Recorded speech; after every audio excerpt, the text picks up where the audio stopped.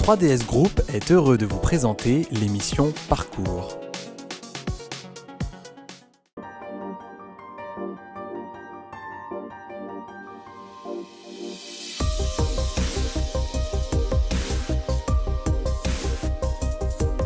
Bonjour Latifa Akou.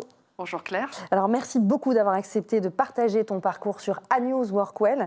Tu es à la tête des environnements de travail chez Radio France depuis peu, mais ton parcours est bien plus vaste et passionnant. On le sait puisque on a découvert en détail dans ton livre ce fameux parcours l'année dernière. C'est sorti en 2024 aux éditions Charles Foster et ça s'appelle « Les coulisses de mon extraordinaire voyage des services généraux aux environnements de travail ». On en avait déjà parlé dans une émission sur A-News Workwell qui s'appelle Workwell Book. Donc si jamais ça vous intéresse, je vous invite vraiment à regarder cette émission et cette interview. Et il a été tout récemment traduit en anglais, c'est la nouveauté. Je le montre à l'écran et je vais tenter de faire un accent sympa, je ne vais pas trop vous écorcher les oreilles. From the shallows to center stage, an intriguing story of facilities and workplace management told from the inside. Alors Bravo. déjà, c'est vrai, ça va? C'est parfait. Pourquoi ce choix de traduction? Je pense que c'est important parce que ça ne veut pas dire la même chose que le titre en français. Alors le choix, il a été fait tout simplement parce que j'avais des collègues, puisque je travaillais dans un groupe international chez Ipsen, et que tous mes collègues des autres pays m'ont demandé une traduction, mais aussi parce que j'ai des réseaux à l'international, et m'ont dit « c'est très bien que tu aies écrit un livre, mais il est en français, on ne peut pas le lire en anglais ».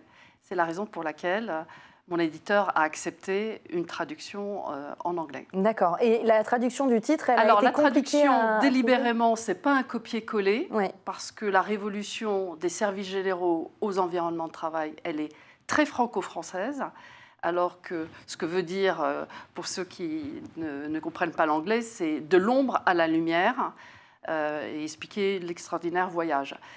Donc la révolution que nous avons vécue du changement de nom, qui s'est fait dans l'année 2008, Oui. c'est quelque chose de révolutionnaire chez nous.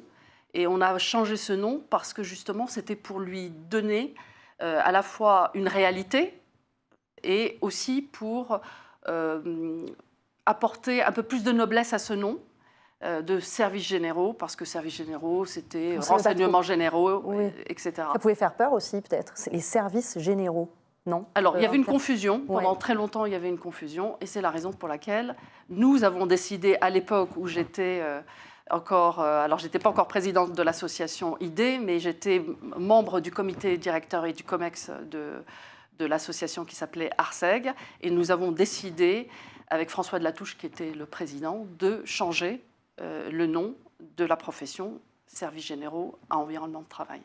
Alors, pourquoi tu as voulu expliquer tout ça dans un livre? Justement parce qu'on a besoin de passer de l'ombre à la lumière, et il m'est apparu important à la fois de faire connaître cette profession à tout le monde, et pas simplement aux professionnels, mais aussi apporter les lettres de noblesse à cette profession, de montrer que pendant 30 ans, on a vu évoluer cette profession peu connue, mais qui est hyper importante dans l'entreprise. Et on a vu qu'on est passé de quelque chose qui était complètement à l'ombre, qui était totalement invisible, à quelque chose aujourd'hui, on est dans des comités de direction, on est écouté, on participe à des décisions au sein des entreprises, et il y a une vraie reconnaissance dans beaucoup d'entreprises. C'est la raison pour laquelle j'ai souhaité écrire ce livre. Et aussi, j'ai voulu écrire ce livre pour qu'on comprenne, pour qu'un petit garçon ou une petite fille de 6-7 ans, comme une vieille dame ou un vieux monsieur de 90 ans, comprennent ce que c'est le métier de l'environnement de travail. Et alors, quels ont été les retours, justement, depuis un an maintenant?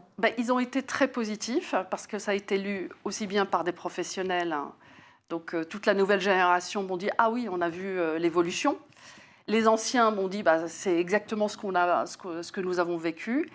Et puis ceux qui ne font pas partie de la profession Tout simplement, on dit, on ne connaissait pas ce métier et ça nous a donné envie de le connaître. Et puis même certains m'ont dit, tiens, ça me donne envie de changer de métier. Ouais, ok, mais ça c'est bien ça. Oui, ça m'a fait très plaisir. Et puis pour les étudiants, puisque j'ai mes étudiants à l'université Gustave Eiffel qui m'ont dit, tu nous as fait gagner quelques années, donc ça nous permettra de rentrer tout de suite dans la vie active en sachant ce qui nous attend. Top. Alors avant de parler de ton rôle aujourd'hui, j'aimerais qu'on remonte un tout petit peu le fil du temps, parce qu'on ne devient pas la personne qu'on est par hasard, alors on va revenir à tes débuts. Quel genre d'enfant étais-tu? Une rebelle. Est-ce que ça a changé ça? Un petit peu, je me suis un peu lissée, mais pas trop. Est-ce qu'il y a un métier que tu rêvais de faire quand tu étais enfant? Pas vraiment, mais je savais que je voulais m'occuper des autres. Ok, c'est quand même ambitieux, mais pas un métier en particulier. D'accord. Comment ça se retranscrivait justement en étant enfant, s'occuper des autres? J'étais toujours à aller écouter les enfants, à vouloir les aider, à les entraîner, à aller faire des balades, à jouer, à m'occuper d'eux, à m'occuper des bébés. Voilà, c'était prendre soin des autres. Voilà, j'avais ce côté-là. Ok. Mais sans métier particulier. Sans métier particulier. Est-ce qu'il y a un souvenir, un lieu ou une personne qui a influencé ta façon d'être ou de travailler aujourd'hui? Alors, les lieux, comme je l'indique dans mon livre, j'ai 2 pays de cœur qui sont la France et le Maroc. Après, la personne, j'ai pas une personne, j'ai plusieurs personnes. Au fil de mon parcours, j'ai rencontré des professionnels et des personnes très inspirantes qui m'ont guidée dans mon parcours. Et après, si je devais retenir quelqu'un comme ça, auquel je fais assez référence, c'est Nelson Mandela, parce que je trouve qu'il a eu une force et une résilience. Et je trouve que la plus belle chose chez l'être humain, c'est la résilience. Et quand on est résilient, on sait affronter beaucoup de choses dans la vie. D'ailleurs, on va parler de parcours extraordinaire, mon voyage extraordinaire. Quand on parle d'un parcours extraordinaire, qu'est-ce qui, selon toi, le rend exceptionnel? Je pense que tous les parcours sont exceptionnels. J'ai voulu écrire que c'était extraordinaire, exceptionnel. C'était surtout pas le mien forcément, même si je parle de moi et je parle de ce parcours, mais je voulais mettre le côté exceptionnel et extraordinaire de notre profession, parce que je parle de la profession. Et comment cette profession a vraiment évolué et a pris ses lettres de noblesse. Et on voit très bien qu'on était... je raconte mon histoire, mais je raconte à travers les paragraphes la vraie histoire, c'est-à-dire qui est documentée avec des chiffres, avec des années qui sont issues d'études très sérieuses. Et on voit qu'on est passé à des métiers d'exécutants, de techniciens, à aujourd'hui des gens qui sont des stratèges, qui prennent des décisions, qui sont, comme je disais tout à l'heure, membres de comités de direction. Donc ça veut dire qu'on a évolué de façon extraordinaire. Et moi, je ne parle que de 30 ans. Donc on imagine bien qu'entre ce qui se passait il y a 50 ans et aujourd'hui, c'est juste fulgurant. C'est pour ça que j'ai utilisé le terme d'extraordinaire. Ok. Avant d'arriver à cette fonction, en tant que directrice environnement de travail, est-ce que tu as suivi des études? Quelles étaient ces études, justement? Rien à voir. Ok. Rien à voir avec ce que j'ai fait, puisque déjà, il n'existait pas d'école d'environnement de travail ou de services généraux, puisqu'il n'existe que depuis 1995, avec l'ouverture de l'université, le cursus MIPI, et qui prépare tous ceux qui font de l'immobilier et des services, donc l'environnement de travail. Moi, j'ai fait des études, j'ai fait un BTS de secrétariat de direction trilingue et j'ai fait un DUC d'anglais. Donc rien à voir. Oui, rien à voir, mais l'anglais a dû te servir quand même dans ta fonction après, dans les entreprises que tu as... Oui, parce que j'ai travaillé dans des groupes internationaux et l'anglais est incontournable. Et puis j'ai commencé, je raconte dans mon livre que je commence en plus en tant que typiste, c'est-à-dire dactylo. Donc où je tape en anglais et en français. Ah oui. Il n'y avait pas de ChatGPT à l'époque. Il n'y avait pas de ChatGPT, on était sur les nouvelles machines de l'époque de fin des années 80. Voilà. Ouais, je vois très bien. Dactylo, c'est un vrai langage à part entière. Hein. C'est une vraie école de la rigueur et de la discipline. Tout à fait. Si on demandait à tes proches de te décrire, qu'est-ce qu'ils diraient de toi? La rigueur. Oui, la rigueur, l'honnêteté, la curiosité, la diplomatie et en même temps la rugosité. Je peux être très... Voilà, ça peut être ça quand mes valeurs sont bafouées. Okay. Voilà, ça peut être ça aussi. Il n'y a pas que le côté, pas le côté lisse. Ouais. Et puis, qu'est-ce qu'il pourrait dire d'autre? Oui, et puis un grain de folie. C'est bien, il faut en avoir de la folie. Alors maintenant, j'aimerais qu'on plonge dans ton univers professionnel. On en a un peu parlé là juste avant, mais on va peut-être plus approfondir ta vision du métier. Tu es dans le secteur des services généraux depuis très longtemps. Qu'est-ce qui t'a donné envie de te lancer dans cette voie? Donc, tu as fait des études, tu m'as dit au début, tu as appris l'anglais, etc. Ça, c'était au Maroc? Non, parce que je suis arrivée en France à l'âge de 4 ans. D'accord. Voilà, donc très bien. Toutes mes études se sont faites en France. Et toute ma vie professionnelle s'est faite en France. Et qu'est-ce qui s'est passé après tes études, justement? Donc, après mes études, donc je rentre chez Arthur Andersen, grand cabinet américain qui faisait partie des Big Eight à l'époque, des cabinets d'audit. Donc je démarre en tant que dactylo, je deviens en quelques mois secrétaire, ensuite secrétaire de direction. Et on me propose un poste, un de mes managers me propose d'aller travailler à l'époque à la 5, chaîne de télévision qui n'existe plus, mais qui était une belle chaîne audiovisuelle, où j'étais secrétaire de direction. Je suis devenue assistante de direction. Donc de fil en aiguille, donc c'est pour aller assez rapidement, et j'invite nos auditeurs à lire le livre. Donc, à un moment donné, l'entreprise, on se retrouve parce qu'il y avait cette chaîne, mais ensuite, on a été travailler à la Générale des Eaux, qui avait une filiale qui s'appelait la Générale d'Images. Donc, on était toujours dans l'audiovisuel. Et cette société a malheureusement déposé le bilan, est devenue une coquille vide. Et je me suis retrouvée à chercher un emploi. Et quand je me suis présentée pour un poste d'assistante de direction dans un groupe de communication, le directeur financier qui voulait recruter pour ce poste me dit « Mais vous n'êtes pas faite pour un poste d'assistante de direction, j'ai beaucoup mieux pour vous, le poste de responsable des services généraux. » Et il dit « Écoutez, moi, je n'ai pas postulé pour ce poste. » Et tu savais ce que c'était? Alors, je savais ce que c'était dans les grandes lignes, mais je ne savais pas ce que c'était en détail. Et donc, il me remet la description de fonction. Sur le moment, je ne suis pas du tout intéressée. À la fin de l'entretien, il me dit bah, « Écoutez, réfléchissez, prenez le temps de réfléchir. En tout cas, nous sommes très intéressés par votre candidature. » Donc, tout de suite, à la fin de l'entretien, il me dit ces choses-là, alors que moi, je n'étais absolument pas intéressée par le poste. Donc, je sors de l'entretien, je rentre chez moi, je lis la description de fonction et je me dis, tiens, il y a deux choses qui m'intéressent. C'est l'organisation et le management des équipes. Une équipe de 8 personnes. Ouais. Et je me dis, j'ai rien à perdre. Période d'essai, soit ça me convient, soit ça ne me convient pas. Donc, j'y vais, donc je donne une réponse positive.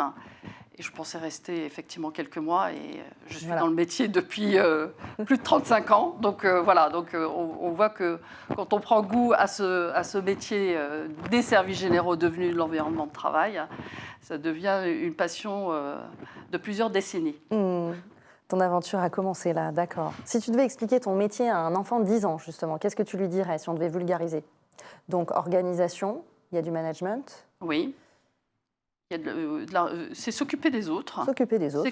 C'est s'occuper des autres. C'est faire en sorte que de mettre tous les moyens, tous les services à des personnes, parce qu'il faut parler à un enfant. C'est vrai, il faut parler à un enfant. C'est mettre des services, des moyens à des personnes qui doivent se concentrer sur leur propre travail. Et pour qu'ils réussissent bien leur travail, c'est leur donner toutes les conditions pour bien mener à bien leur propre travail. Donc, on le disait, on est passé des services généraux à l'environnement de travail. Tout comme le terme, on a vu que la profession, elle s'était transformée au cours de la carrière. Qu'est-ce qui s'est vraiment transformé depuis ces dernières années-là? Qu'est-ce qui s'est passé?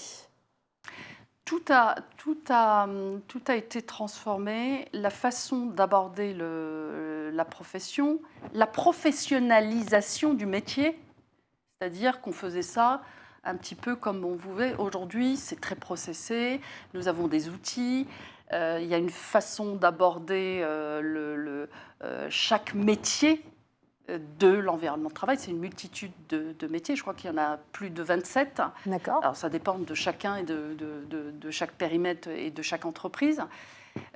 Donc la professionnalisation, la féminisation. Quand j'ai commencé, nous étions 17%. Aujourd'hui, on est plus de 40%. Les outils qu'on utilise, la façon de se projeter aussi. On n'a pas parlé de bien-être. C'est très nouveau qu'on parle de bien-être aussi en entreprise.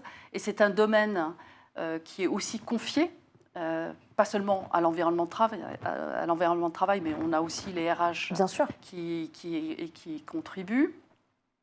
Et puis, on fait en sorte, on devient un élément aussi, on participe à la stratégie dans le sens où on est aussi, il faut qu'on arrive à trouver un équilibre entre l'optimisation des coûts, le bien-être des collaborateurs, le respect des valeurs de l'entreprise et puis construire l'avenir, l'innovation.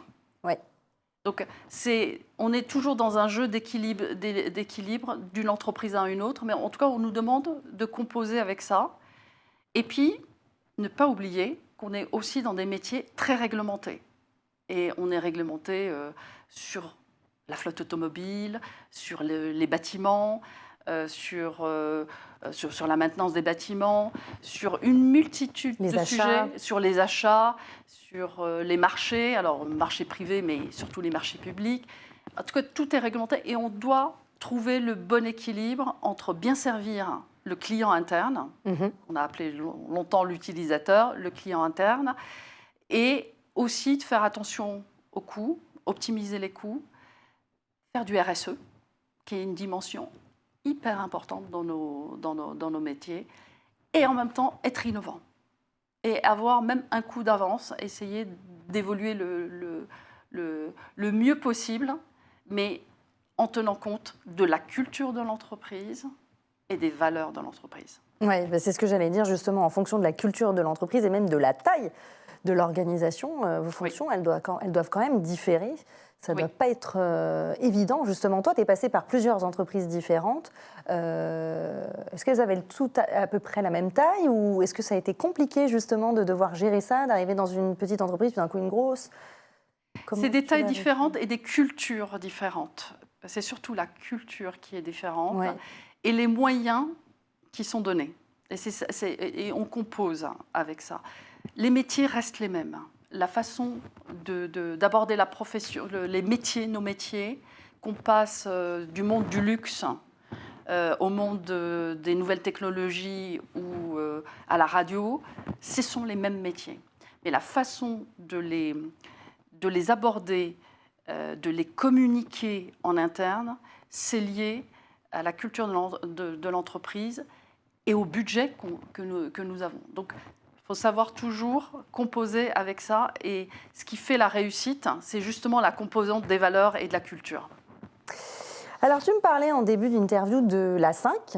Donc, tu étais dans les médias. Oui. Et puis finalement, je ne sais pas si on termine par les médias, parce que peut-être que tu auras encore une autre expérience après Radio France, je ne sais pas. Mais en tout cas, si tu termines par Radio France, tu termines par les médias et l'audiovisuel. La boucle est bouclée. Donc, justement, Radio France, c'est une histoire qui est très particulière.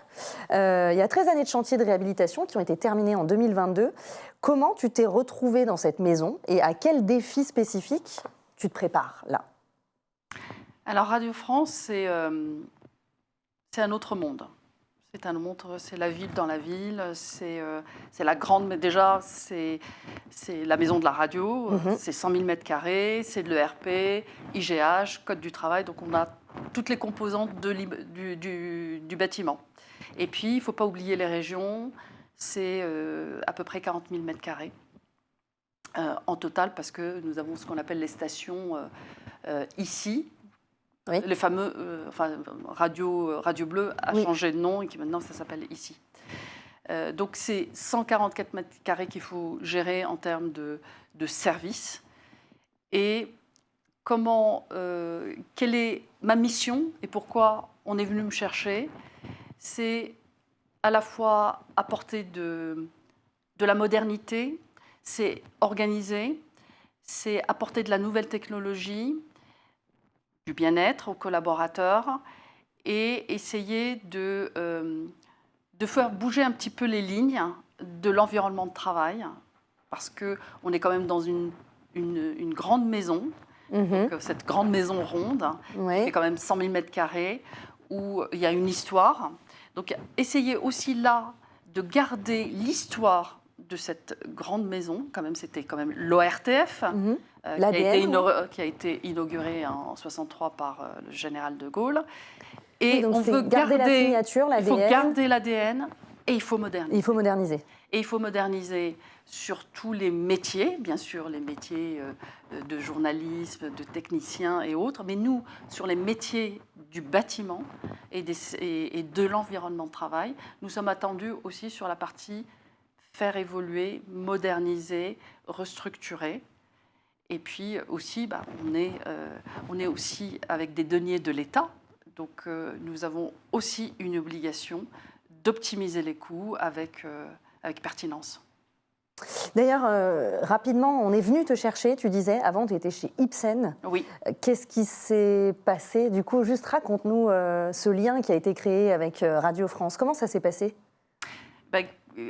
Cabinet de chasseurs de tête qui m'a contacté et qui m'a proposé... T'as dit oui tout de suite? J'avais besoin de rencontrer, j'ai eu 5 personnes, ensuite j'ai rencontré 5 personnes après sur les... Gros entretien. Ce qui est normal dans nos postes. Oui, tout à fait. Alors, on disait, le métier d'un directeur environnement de travail, c'est pas seulement gérer des bureaux. Il y a la notion de bien-être aujourd'hui, parce que la notion de bien-être, ça n'a pas toujours existé. Ça implique une vision de l'humain, ça tombe bien, parce que toi, tu aimes ça depuis toute petite, aider les autres, écouter. Et puis aussi, on parle technologie, comme tu le disais si bien.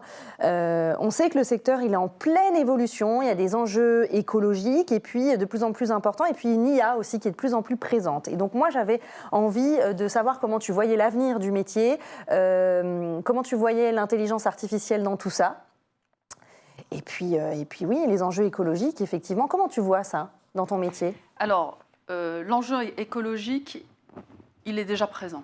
Il est présent sur différents sujets, sur le bâtimentaire, sur les flottes automobiles, sur les déplacements professionnels, enfin sur tous nos métiers. En termes de digitalisation, je pense que nous devons travailler sur la partie digitale et nous devons arriver sur un environnement de travail 4.0, clairement. Mais cette évolution vers les environnements de travail, puisqu'on a changé, on est passé d'environnement de travail aux environnements de travail, c'est que ces environnements de travail doivent être accompagnés de l'humain. Aujourd'hui, sans dévoiler un projet sur lequel je suis en train de travailler avec des étudiants chez Radio France, c'est qu'on est en train de travailler sur quelque chose qui va à la fois sur, pas uniquement l'environnement de travail, mais sur toute la partie immobilier, c'est d'intégrer l'IA comme un service qui va nous aider à faciliter, à accompagner nos clients internes, mais il ne va pas y avoir que de l'IA. On va l'accompagner avec aussi de l'humain. Donc, soit sous forme d'hospitality management, comme on le dit, puisque c'est le terme qui est utilisé. Oui, aujourd'hui. Peu importe comment on l'appelle, mais en tout cas, on ne peut pas mettre de l'IA uniquement, et pas, pas dans nos services. Mais pour toi, l'humain ne disparaîtra pas. Ne disparaîtra pas, et on en a besoin. En fait, on se rend compte, et je l'observe tous les jours, c'est que nos clients internes, ils ont besoin d'avoir un contact humain. Ils ont besoin d'avoir une information 24 heures sur 24, 7 jours sur 7. Alors, pourquoi je dis 24 heures sur 24, 7 jours sur 7 ? Parce que je suis dans un milieu qui travaille tout le temps. Les week-ends aussi. Les week-ends, les jours fériés, qui travaillent tout le temps. Donc, il leur faut des informations assez rapidement. Assez rapidement et tout le temps, nuit et jour. Et en même temps, on a besoin de les accompagner. Alors, on a beaucoup d'outils, et je ne reviens pas sur les outils que tout le monde connaisse, de ticketing et ce genre de choses, mais on a besoin d'un accompagnement humain. Donc, il faut mener cette transformation vers ce que moi j'appelle les environnements de travail 4.0, avec de l'IA et avec de l'humain. On sent vraiment que tu parles de ton métier avec une vraie passion, tu as des convictions et tu parlais de tes étudiants justement avec qui tu fais ce projet. On va passer à la dernière partie qui est la transmission. Aspiration et transmission d'ailleurs. Quel aspect de ton métier, toi, t'anime particulièrement ? On l'a dit un petit peu, hein, le côté humain justement, aider les autres, mais... Aujourd'hui, alors il y a deux choses qui m'animent. Aujourd'hui, c'est effectivement transmettre, faire grandir mes équipes. Ça, c'est pour moi très important. Transmettre aux étudiants, que je suis encore à l'université de Gustave Eiffel, puisque je suis présidente du conseil de perfectionnement. Et puis, tout ce qui est projet innovant. C'est ce qui m'anime au quotidien et c'est ce qui m'a plu dans le projet Radio France. Quel conseil tu donnerais à quelqu'un qui débute dans le métier ou même à toi d'ailleurs, à tes tout débuts ? Qu'est-ce que tu lui dirais à cette Latifa ? Alors je dirais d'être curieux et aussi d'écouter. Parce que j'ai commencé par écouter ceux qui connaissaient le métier et qui, pendant très longtemps, et d'ailleurs je l'explique je le raconte dans le livre, j'étais en pleine admiration devant tous ceux qui connaissaient déjà la profession. Et j'ai appris à travers eux, et on apprend à travers les autres. Donc c'est écouter, c'est apprendre, et on apprend quand on commence, mais on continue à apprendre. Tout au long de sa carrière. Aujourd'hui, j'ai 60 ans, mais je continue à apprendre. Et je pense que quand j'aurai 80 ans, si j'arrive à avoir mes 80 ans, je continuerai toujours à apprendre. Donc, c'est être toujours en curiosité et toujours à apprendre, d'être dans l'ouverture, dans l'ouverture vers les autres et l'ouverture vers le monde. Et c'est comme ça qu'on grandit et aussi qu'on comprend aussi le métier. Alors, on va terminer sur une note plus légère, puisque ici, dans Parcours, on a les questions signatures. Je ne sais pas si tu as triché, si tu es allé voir les autres émissions ou si tu as joué. Absolument pas. Voilà, donc normalement, tu es censée être surprise. Nous allons voir ça avec la première question. Le plat qui te rappelle ton enfance ? Bien évidemment, le couscous. Tu en manges encore ? Ah bah toujours, tout le temps. Dès que l'été, l'hiver ? L'été, l'hiver, rien ne m'arrête. Je suis tombée dans le couscoussier, comme Astérix. Ta chanson préférée ?